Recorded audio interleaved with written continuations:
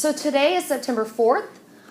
Our opener today is going to be an overview of what we're going to be working on this week. As I already said, this is going to be a fairly easy lesson for you guys because we have nice calculators that will calculate all this for us. The first one, we have 3 sevenths plus 2 sevenths. When you add and subtract fractions, you have to have the same denominator. It's called a common denominator. Well, this first one, do we have a common denominator? Are the bottom numbers the same? Yeah, so then we go ahead and add the numerators, which is the top number. So what's 3 plus 2? Okay, the denominator. Oops, those are our notes. You guys aren't ready to do notes yet, are you? Sorry, I forgot to hit the pen. So the numerator is 5, and then you told me the denominator is 7 because it stays the same. Then the hardest thing about fractions without the calculator also is remembering to simplify or reduce. So 5 over 7, can you divide these both by the same number? I always ask myself, can you divide these both by the number 2? No, because they're not even numbers. Can you divide them both by the number 3? Can you divide them both by the number 5? No. So 5 sevenths, you cannot simplify. It's in simplest form. So your answer is going to be 5 over 7. Now, again, adding and subtracting fractions, you have to have a common denominator. Well, 4 and 3, are they the same numbers? No. So we have to find a common denominator. Now, your calculator did the guesswork for you here. But I don't have a calculator, so I have to figure out what a common denominator is for 4 and 3.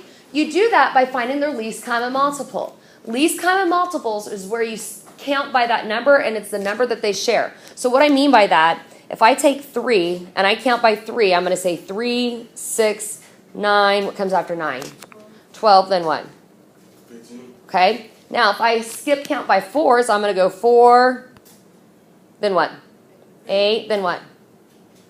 Well, right here, what number do they share? 12. So that's called their least common multiple. So I'm going to rewrite this fraction with the denominator of 12. So then I think to myself, 4 times what gets me to 12? 4 times what number equals 12? 3. Whatever I multiply my bottom number by, I multiply my top number by. So what's 3 times 3? Okay. So I'm done with this fraction. I don't need that anymore. Let's do that a different color so I know. Okay. So then I come to my next fraction. I do the same steps. 3 times what will get me to 12? 4. So whatever I multiply my bottom by, I multiply my top by. So what's 2 times 4? 8. Okay. Now I have my 2 new fractions, right? I have 9 twelfths minus 8 twelfths. Are your denominators the same now? Mm-hmm.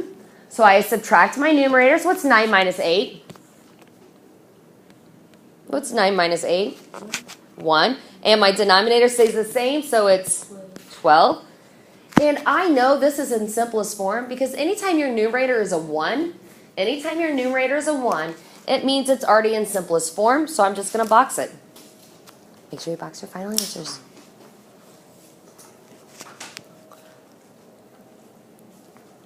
Okay? Multiplying fractions is probably my favorite. There's a couple of different ways that you can do it, but we're just going to be straightforward with it. So the first thing I'm going to do when I multiply fractions, it does not have to have the same denominator. Okay? So first thing I'm going to do is multiply my numerators. So you multiply your top numbers. What's 2 times 4? Multiply your denominators. What's 3 times 5? Then we see if we can reduce.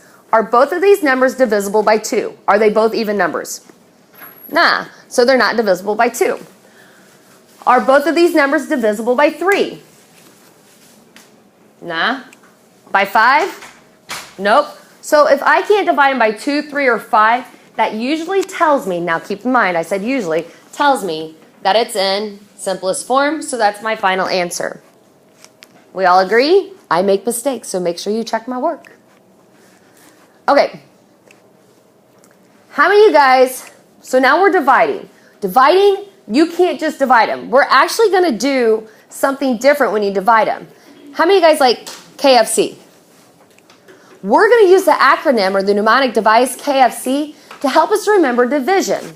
It's going to stand for keep, which means we're going to keep this first fraction the same. Flip, which means we're going to flip this fraction around. And then change. We're going to change that division sign to a multiplication sign. So if we keep, the first fraction stays the same. We flip. So if I flip 5 over 7, it's going to go to what? 7 over. And then if I change my division sign, it goes to a multiplication sign. And then we just solve like what we did over here.